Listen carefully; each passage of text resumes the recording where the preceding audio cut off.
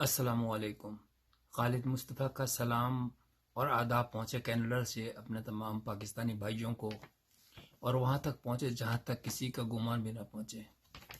بھائیوں اور بہنوں، میں آپ کے پاس روزانہ تبصرہ کرتا ہوں۔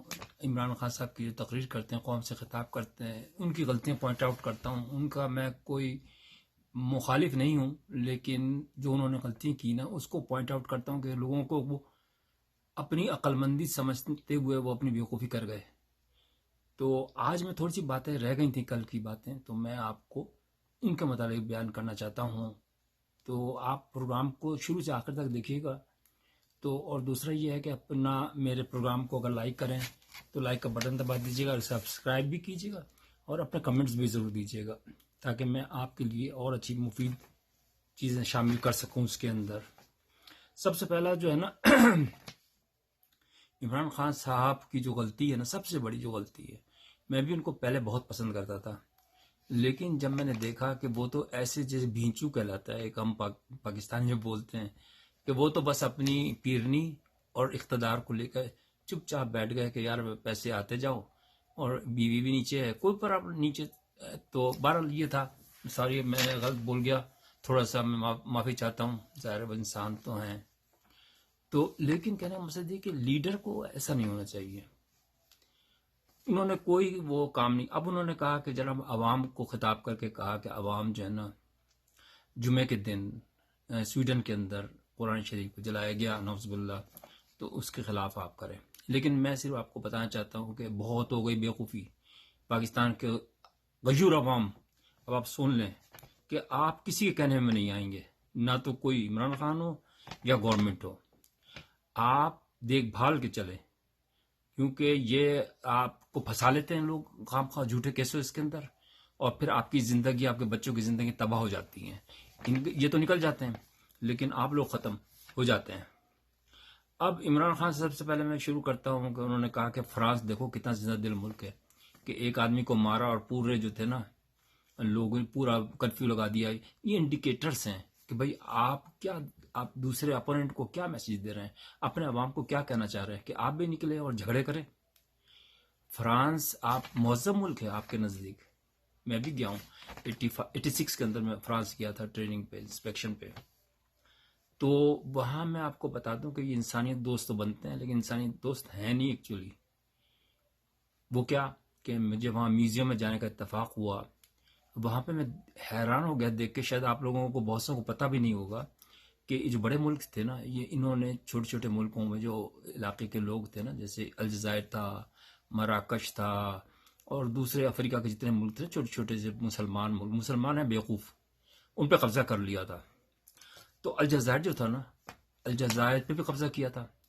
تو الجزائر نے جو حریت پسند کہلاتے تھے، جو آزادی کے لیے جنگ لڑتے تھے، پاکستان میں بھی ایسا ہی ہوا کہ اس میں ہندو بھی تھے، سکھ بھی تھے، انہیں حریت پسند کہا جاتا تھا، لیکن جو انگریز تھا وہ انہیں غدار کہتا تھا، ان کو سزائے موت بھی دی تھی انہوں نے۔ تو اسی طریقے سے کوئی تقریباً، جب میوزیم کی بات میں بتا رہا ہوں کہ میوزیم کے اندر وہاں پہ کوئی 27 کھوپڑیاں رکھی تھی انسان کی، آپ اندازہ کریں، انسان کی کوئی بھی ہو، میں یہ نہیں کہتا کہ چلو مسلمان ہوں یا عیسائی ہوں یا یہودی ہوں، لیکن کھوپڑیاں رکھنا آپ میوزیم کے اندر، پیرس کے اندر، کس قدر ظلم ہے، اور کسی نے نہیں اس کو پوائنٹ آؤٹ کیا۔ عمران خان صاحب جو آج کہہ رہے ہیں کہ بڑی زندہ دل قوم ہے، زندہ دل قوم کیسے ہے؟ اب وہ جا کے 18 کھوپڑیاں تو واپس کی ہیں انہوں نے، ان حریت پسند ہو گئی تھی مسلمانوں کی جو لڑتے تھے فرانس سے۔ یہ عبرتناک بات ہے نا، شو کرنے کے لیے کہ دیکھو اگر ہمارے سے پنگا لوگے تو تمہاری یہی ہوگا حال، کھوپڑی ڈر بٹھانا ہے نا، جیسے پاکستان میں آج کل ڈر بٹھایا جا رہا نا، تو اسی طریقے سے وہاں بھی۔ تو اب رہا سویڈن کا مسئلہ کہ قرآن شریف تو بے شک ہماری تو جان اور مال سب کچھ، ہماری زندگی حاضر ہے بھائی مذہب کے لیے، ہم تو پیدا ہی مذہب کے لیے ہوئے۔ تو لیکن بات یہ ہے کہ احتجاج جو کرنا چاہیے نا، وہ گورنمنٹ کو کرنا چاہیے۔ اب جیسے شہباز شریف صاحب نے کہا کہ ہم کریں گے، گورنمنٹ بالکل ٹھیک ہے، گورنمنٹ کرے، اس سے کوئی فرق نہیں پڑتا کہ عمران خان صاحب کریں یا گورنمنٹ کرے، نام تو سب کا ہی ہوگا نا۔ اگر آپ کے اجتماعی طور سے کوئی وہ ٹارگٹ ہے تو یہ نہیں ہے کہ عمران خان کو فائدہ ہونا چاہیے یا اس کو فائدہ ہونا چاہیے، اسلام کا فائدہ ہونا چاہیے، کیونکہ ہماری تو جان مال جو ہے نا بھائی اللہ کے لیے تو ہے۔ کہ وہ سرکاری طور پر ان کا احتجاج کریں. اب عمران خان صاحب آج بھی میں پروگرام دیکھ رہا تھا ان کا کہ اٹلی کے وہ اس کے اندر اسپین یا اٹلی کے اندر جو شپ ڈوب گئی تھی اس کے اندر 300 آدمی مر گئے تھے. تو سر جی میں اس سے اتنی سی بات کہتا ہوں کیونکہ اب اللہ کا شکر ہے میڈیا ہے تو اب ہمارے بھی منہ کھل گئے. ایکچولی سچی بتا رہا ہوں کہ پہلے تو ہم بھی ڈرتے تھے کہ یار پتہ نہیں کہ اگر چیف انجینئر تو ہم ڈر جاتے تھے کہ یار پتہ نہیں بہت کون سی بڑے بلا آ گئی. اب اگر ٹرمپ بھی آ جائے نا تو ہم نہیں ڈریں گے اس لیے کہ وہ انسان ہے نا. تو وہ انسان ہے, وہ اس کے جیسے ہم جو کام کرتے ہیں وہی وہ کرتا ہے. تو آپ کو کسی سے ڈرنے اور خوف میں مبتلا ہونے کی ضرورت نہیں ہے. تو وہ جو شپ ڈراؤن ہوا تھا تو یہ تو شروع سے چل رہا ہے سلسلہ. میں نے خود دیکھا اپنی آنکھوں سے. میں نے آپ کو پہلے ایک واقعہ بتایا تھا کہ بچوں سے ملنے میں جاتا تھا کینیڈا. تو ایک دفعہ ہم نے سستا ٹکٹ لے لیا ایک دوست کی بدولت, وہ ایئر جارڈن کا. تو وہ وایا ٹرکی استنبول سے ہوتا ہوا جا رہا تھا جہاز. اس کے اندر 150 آدمی پاکستانی. مجھے بہت ترس آیا, وہ بیٹھے ہوئے تھے. خیر ہمارے پاس تو ویزا تھا کینیڈا کا, ہم تو چل گئے. ان کے جو سرغنہ تھے 3 آدمی تھے لمبے لمبے قد کے, پنجاب کے تھے ویسے. تو انہوں نے پوچھا امیگریشن, وہ کیوں ایکسپرٹ تھے وہ لوگ. انہوں نے کہا نہیں ہم تو رومانیہ جا رہے ہیں, ہم نہیں ان کے ساتھ ہیں.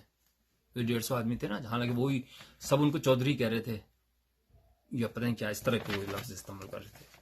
وہ سارے بیٹھ گئے تھے. ظاہر ان کو ڈپورٹ کر دیا, وہ واپس چلے گئے. انہوں نے پتہ نہیں کتنوں نے پیسے دے کے اپنی زمینیں بیچ کے اپنے جانور بیچ کے اور باہر کے خواب دیکھے ہوں گے. تو عمران صاحب یہ تو پہلے سے چل رہا تھا, تو یہ آپ نے کچھ روکا تھا. یہ بھی مجھے پتا چلا کہ افغانی جتنے ہیں نا امریکہ کے اندر, نارتھ امریکہ میں پورے, وہ پاکستان کے تھرو آتے ہیں. پاکستان میں وہ ہیروئن لے کے آتے ہیں وہاں سے افغانستان سے, اس کو بیچتے ہیں. وہاں سے پھر وہ ڈالرز خریدتے ہیں, پاکستان کے اوپر بوجھ پڑتا ہے. اور وہ جہاں ویزے جو ہوتے ہیں نا, آپ کا کوئی وہاں ہے ایک نام میں اس لیے نہیں لے سکتا کہ خام خواہ کے اندر آپ کو پتہ یہ بات کہ کوئی جماعت ہے, بڑی جماعت ہے, اس وقت بھی حکمران میں ہے. تو ان کا کوئی لیڈر تھا, تو شاید مر گیا شاید وہ. تو وہ اسلام آباد میں بیٹھ کے گھر میں اسٹمپیں لگتی تھیں. وہ ایک افغانی بتا رہا تھا مجھے پتہ نہیں اس کا ہے.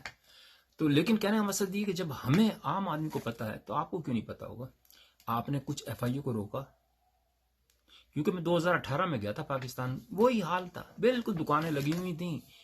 تھوڑی بہت سختی کی ہوگی آپ نے, بہت تھوڑی سی. تو آپ مہربانی کر کے, اچھا دوسرا یہ آپ نے کہا کہ 3 کاریں آصف زرداری نے چرائیں, یہ کہہ کے آپ اپنا خود مذاق اڑوا رہے ہیں کہ کون کرے گا ان کو, کون پکڑے گا. بھئی آپ کے پاس تو حکومت ہی 3.5 سال, 3 کاریں اگر ایک سال میں ایک کار بھی نکالیں روکیں, 3 سال میں تو 3 کاریں نکل سکتی تھی نا. آپ نے کچھ بھی نہیں کیا. اب کہنے سے کیا فائدہ کہ ایک نواز شریف نے اور اس کی ڈاٹر نے لی تھی, چلو چھوڑو دفع کرو, جو ہو گیا ماضی. میں پھر بھی کہتا ہوں چیف صاحب آپ سے میری درخواست ہے کہ اب ہوگا کیا. چیف صاحب آپ پہ بڑی گہری ذمہ داری ہے, آپ ان سب کو ایک دفعہ معاف کریں اور ان سے 40% ضرور لے لیں. میں تو کہتا ہوں کہ 50%, لیکن چلو اگر 40% یہ سب دے دیتے ہیں جتنا اللیگل پیسہ خود والنٹرلی, تو ان کو سب کو معاف کر دیں. الیکشن میں سب کو حصہ لینے کی اجازت دے دیں, اور وہ جو 40% آئے گا نا پیسہ, اس سے آپ سارا لون اتاریں. اور یہ حکم دے دیں کہ اگر کوئی اب کرپشن کرے گا 14 اگست, جو کمنگ 14 اگست ہے پاکستانی ڈے میں, اس کے بعد اس کو پھر وہ کیپٹل پنشمنٹ ملے گی چائنا کی طرح. اور دیکھیں کیسے نہیں پاکستان صحیح ہوتا. میں صرف عمران خان صاحب کو بھی یہی کہتا ہوں کہ بھائی سختی کرو. آپ نے سختی نہیں کی 3.5 سال, اور میں اپنی وائف کو بھی کہتا رہا, وہ بیچاری عمران خان کی بہت طرفدار. میں نے کہا دیکھو جب موقع آئے گا نا تو اس کو یہی لوگ پھنسا دیں گے, کیونکہ ساتھیوں پہ ڈیپینڈ کرتا ہے نا, آپ کیسے ساتھی آپ نے اعتبار کیا.